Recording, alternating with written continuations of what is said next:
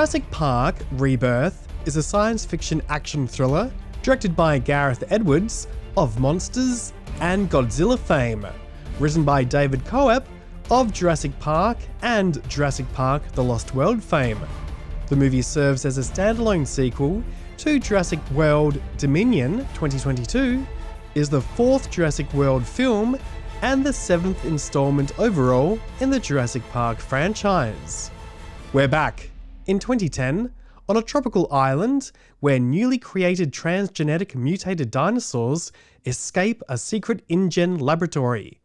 5 years after the events of Jurassic World Dominion, Zoe Bennett, played by Scarlett Johansson of Black Widow fame, a former ex-military covert operative, is recruited to lead a team to the lab's island to retrieve DNA samples from the largest remaining prehistoric specimens in a bid to combat human heart disease, where wackiness ensues. John Mathieson of Gladiator 2 fame served as cinematographer, shooting the movie on 35mm film to harken back to the look of the original Jurassic Park. The production used Panavision cameras and anamorphic lenses. The movie was shot in Thailand, at Sky Studios Elstree in the UK, and at the Malta Film Studios. James Klein of The Creator fame served as production designer.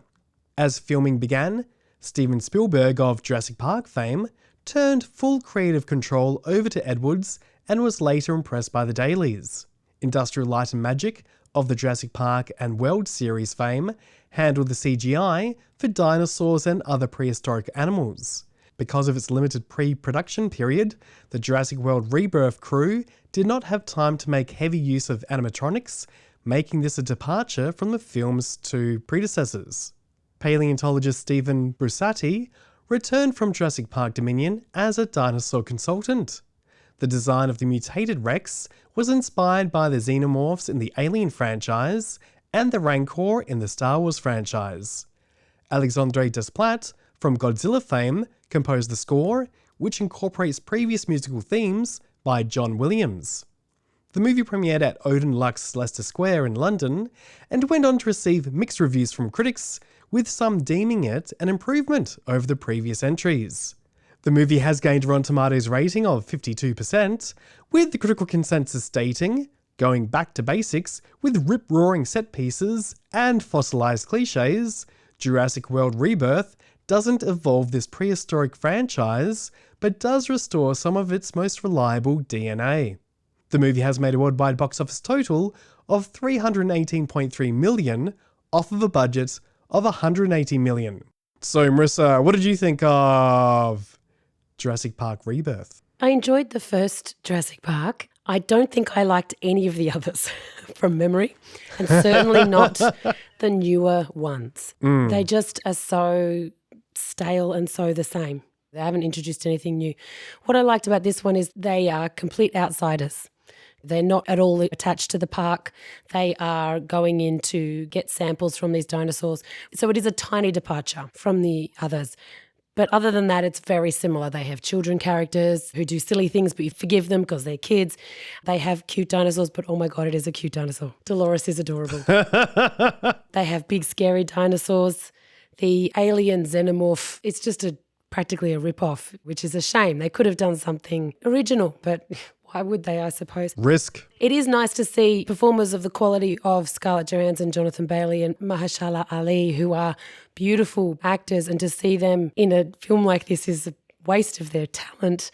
But it's probably an excellent paycheck and a lovely holiday in Thailand. So, you can't really blame them. To be honest, this is a very long film. It's over 2 hours. Look, it delivers. The dinosaurs look incredible. Even though they're not animatronic, they still look really good. Some other CG is less good, but the animals look great. And if you enjoyed the other Jurassic Parks, you'll probably enjoy this because it's delivering more of the same. The practical mental leaps in logic and possibilities and the suspension of disbelief that is required towards the end is ridiculous, but it's that kind of film. So if you know what you're getting into and you're expecting it and it's what you want, it will give you that. It's not a great film and I've mostly forgotten it, to be honest, but it delivers what you expect. The first Jurassic Park was a showcase, wasn't it? It was more about introducing a world, a bit like the Star Wars movies, but also like Avatar. Like, forget about the plot. This is all about environment and beautiful things and majesty and spectacle. And the possibility. It was about the entire idea that DNA was very new when the film came out, 93 or something. That whole idea that we could resurrect extinct species was mind-blowing. And the possibilities, like what could you do with science and should you? And I always was a little bit disappointed by the ending of Jurassic Park, the first one, because it just was Deus Ex Machina, wasn't it? Thank God for the T-Rex at that time to stop those nasty raptors. It could have turned out very differently. They could have just teamed up and taken out Sam Neill and co. But that just seemed so unsatisfying and anticlimactic. But it made me think, oh no, this is a survival thriller.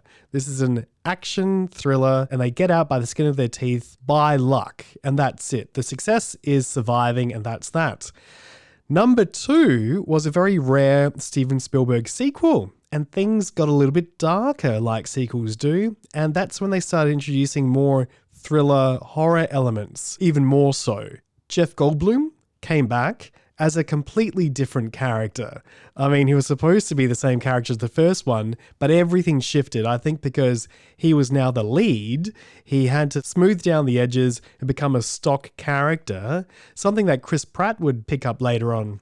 The third one was more in line with the first, going back to the island for some sort of shenanigans, grabbing an egg or whatnot, I can't exactly remember, only starring Sam Neill. And it's all been a little bit repetitive ever since. The last couple of Jurassic World movies became even more ridiculous in terms of their plot, because I would have thought if you had all these dinos running around, that's enough to come up with a clever concept. But we had Jurassic World, which reboot everything again as a bit of a homage, opening up the park again. What could go wrong? Everything again. And then the second one, the Jurassic World series, they released the dinos upon the world. They released the genie, got the genie out of the bottle, what could possibly happen? And so the third installment from the Jurassic World series, if you remember, was all about these oversized locusts eating up the world's supply of grain. Oh, yeah. And I remember saying at the time, don't worry about oversized locusts, we've got dinosaurs running around. Isn't that an issue? Isn't that something we should maybe deal with? Doesn't that open up the possibilities of something a little bit more interesting? That being said, this movie is a standalone sequel. It pretty much retcons the previous outing. And so the world isn't populated by dinosaurs anymore. They've discovered, a bit like in The War of the Worlds, that they don't have the required immunities to the current environment around them. So they're dying off all around the world, but they are reduced to tropical islands around the Earth's equator. So we've limited them down to tropical islands again. And so all these years later, we're going all the way back to this type of setup. And so what do? You have to come up with something very similar to what's happened before, because that's worked before. And taking it too far away from the original hasn't really gone very well with this series.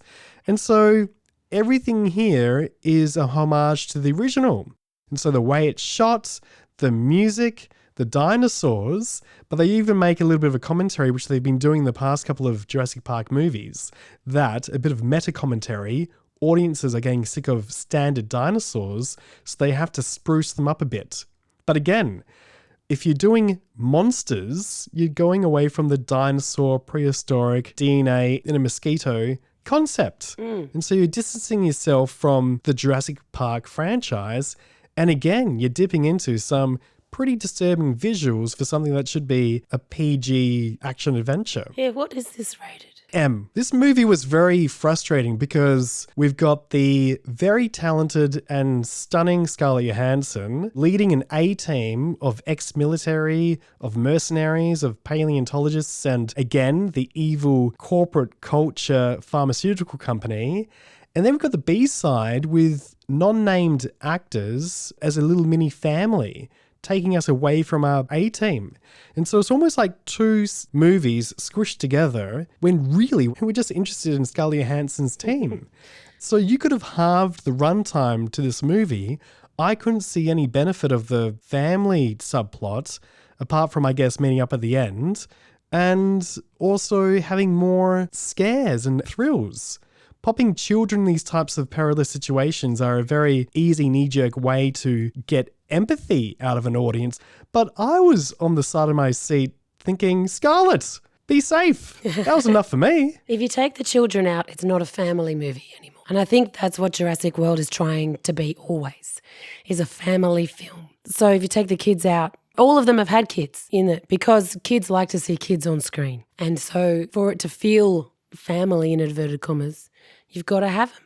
So you're right, they add nothing to the plot. They do find the cute dinosaur, but other than that, they add nothing. But then isn't that odd then to say that this is a kid's movie and then have something that's inspired from the Rancor and the nightmares of H.R. Geiger up on screen? Yes. It just seems like a bit of a mixed bag. Yeah, it's like they're turning to the 80s again where scaring children and giving them scars for life was par for the course for children's films when we were young. And hairs on your chest. But today everything is much softer. So yes, little kids would be terrified by this film because the dinosaurs are scary. And that last one is deformed. Yeah. Because it is a genetic experiment gone wrong, and it does look like an alien meets Godzilla in a not a nice way. Yeah. The xenomorph from Alien is actually beautiful, even though it is hideous. It's actually very balanced and attractive. This dinosaur is not. No, I actually felt sorry for it because it is a deformed creature. I mean, a bit like those clones in Alien 4, Alien Resurrection. Just because they're deformed doesn't make them necessarily evil. And I don't know, I just found myself thinking, this is a bit tonally uneven here. As much as I enjoy Scarlett Johansson on screen, she comes across as quite dry, especially the A-team. Like you said, they're completely wasted here and there's not much room to move. And when they do have character moments, they're all dumped in one scene in the kitchen. Yeah, little exposition points. Well, usually exposition for plot, but here is exposition for character. Really out of place, especially for these types of characters who I wouldn't think would openly talk about quite vulnerable situations all in one go. And as soon as that happened, that's when things started to derail for me. It's interesting that this is set up like a video game. They have to go after 3 large dinosaurs to get 3 bits of DNA from them to help come up with a drug to ward off heart disease in humans. Which to me sounds a bit ridiculous because which is the Jurassic Park way. We've been told that these dinosaurs are dying because of current environments, then they wouldn't be the best DNA samples to stick into human beings. But also, everything about these dinosaurs, their DNA from the very first movie, we understand, are totally copyrighted and trademarked up to their teeth. So anything that you extract from these things, you can't sell anyway. It's like that artificial grain and all those court cases and farmers in the US that this grain naturally falls onto your plantation, you grow something from it, the company is going to sue you for breach of their trademark. And so you can always say, it's just a movie, but all those sorts of things were developed in the previous ones.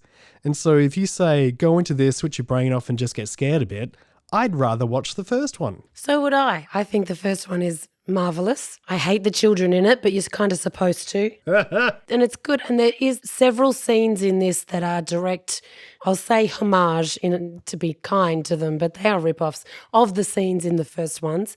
There's even shots that are direct references as a little Easter egg for people who really love the franchise. But yeah, I mean, these characters are paper thin.